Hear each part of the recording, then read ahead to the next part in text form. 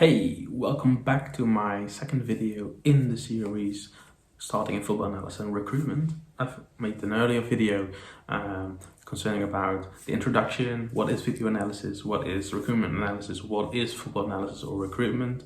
You can find it down below, I'll put a link in below. And today we're going to talk about how to watch football games. So how do I watch football games? This is not the perfect way, but how do I watch football games? What do I pay attention to? And what are the things that you need to have proper analysis of a game? And what can you get from a game? So what's the importance of a single game versus a series of games? So that's what we're going to do today. Let's go.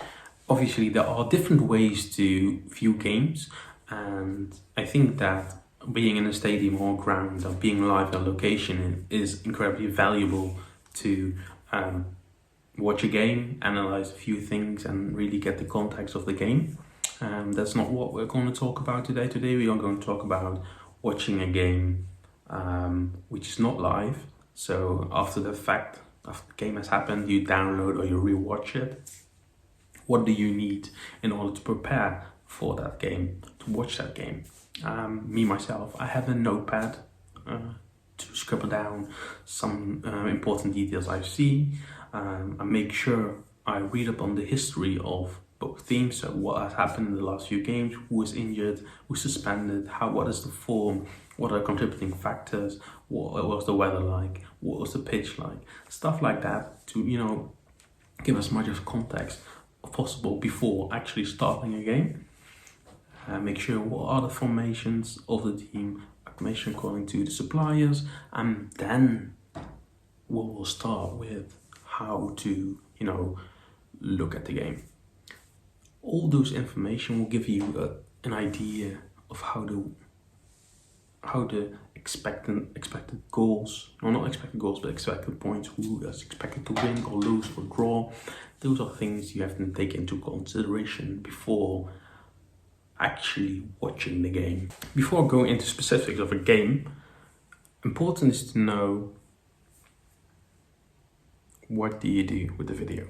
I usually tend to watch a game 3 times, but not all full 90 minutes. So the first time is a full watch, 90 minutes, normal pace, draw my conclusions from that, then rewatch it. Then I rewatch it on 1.5 speed, so it accelerates to see the patterns of play. And I draw conclusions from that because this is accelerated and you get different idea of the fluidity of the game. The last time, I usually tend to look at the first 10 minutes, last 10 minutes of a half, and same for the second half, to get an idea how you start, how you finish.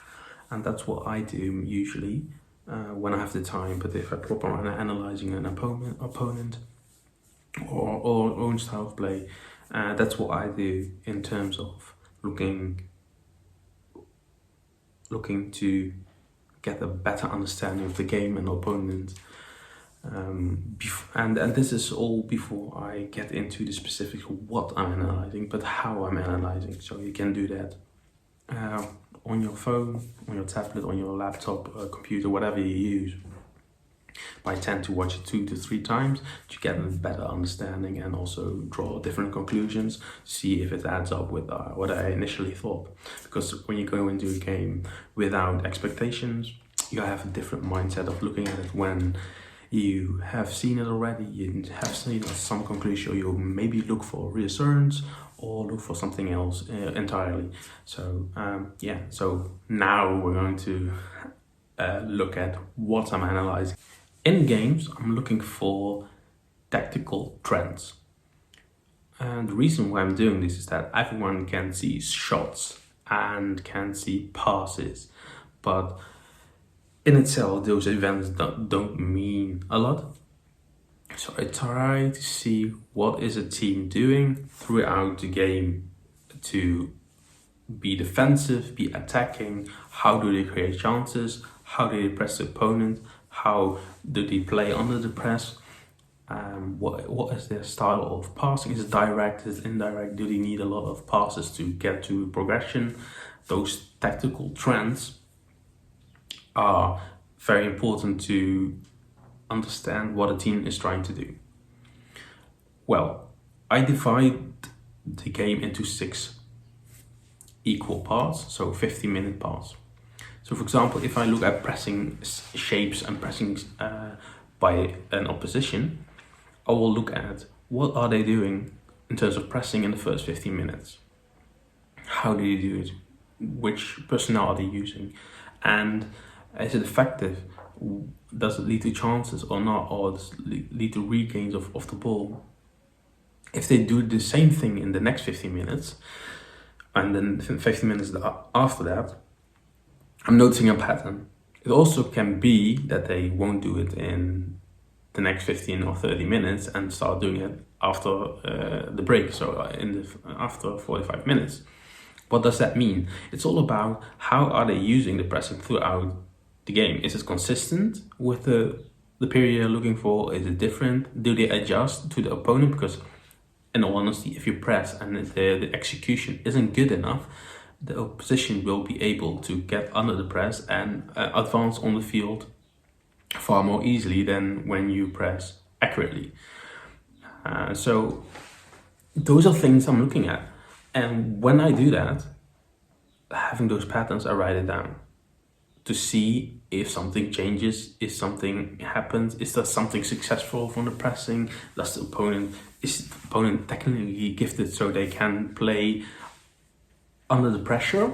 And how do you react to that reaction of the opponent? So what are you going to do to counteract that? Those are things you can see and analyze within those 15 minutes frames. That's how I try to look at the game, and for me it's a good way to notice patterns, notice difference in tactics and personnel. And obviously I mentioned pressing, but a lot of tactical trends you can look at. But that's the thing that I tend to do a lot when I'm first watching a game. Those 6 periods, write down what's significant, and then after I've written down what I saw, try to accelerate a game. So the second watch, what I said previously, 1.5 speed, and then see if I can see the pattern of play. So if the speed is higher, you can see the patterns more easily,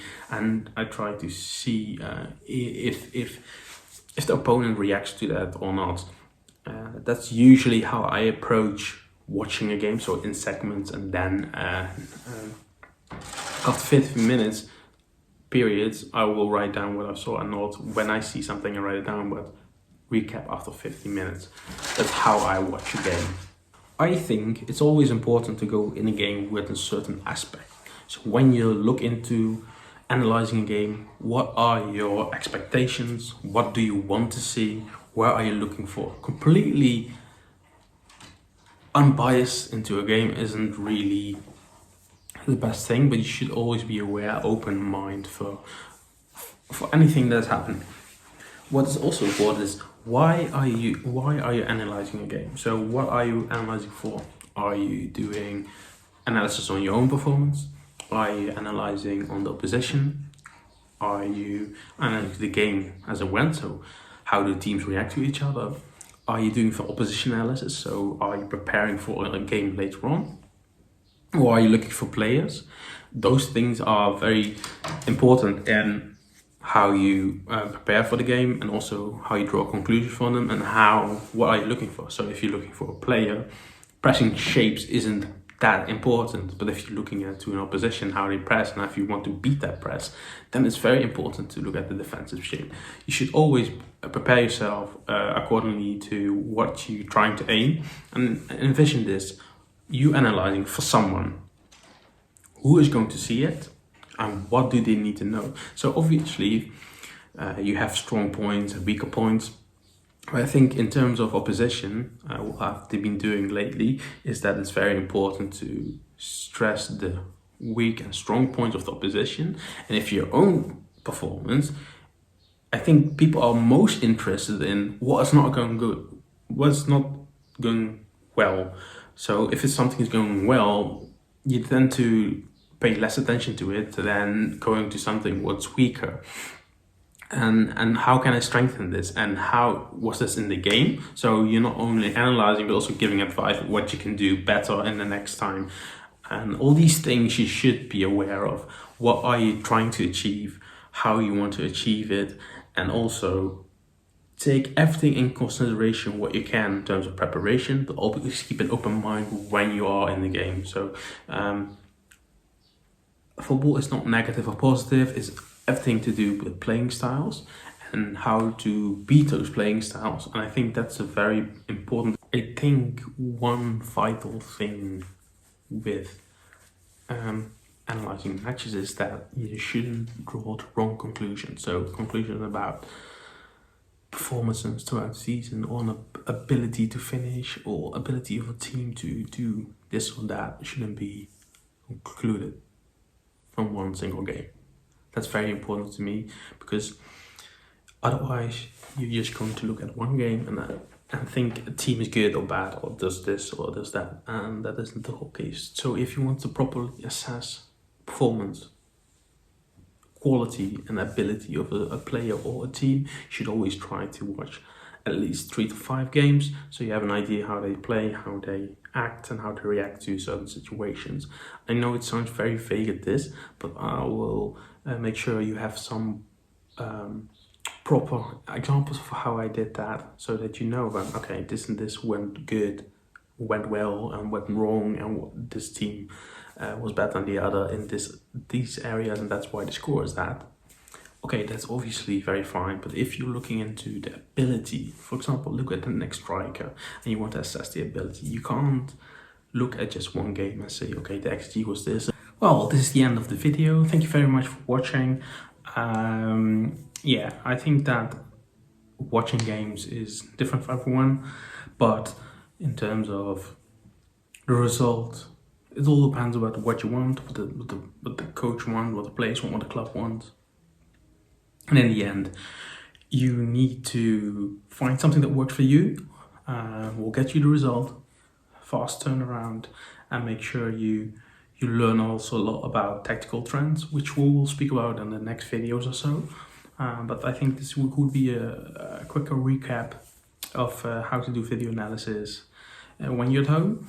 Also, I think that in terms of duration, this video will be like 10 minutes or something. All the videos will be 10 minutes after this. Introduction was a bit longer, but yeah, I'm rambling on about now. If you have any questions, please let me know. If you want to see something particular, please let me know. I will try to look into it.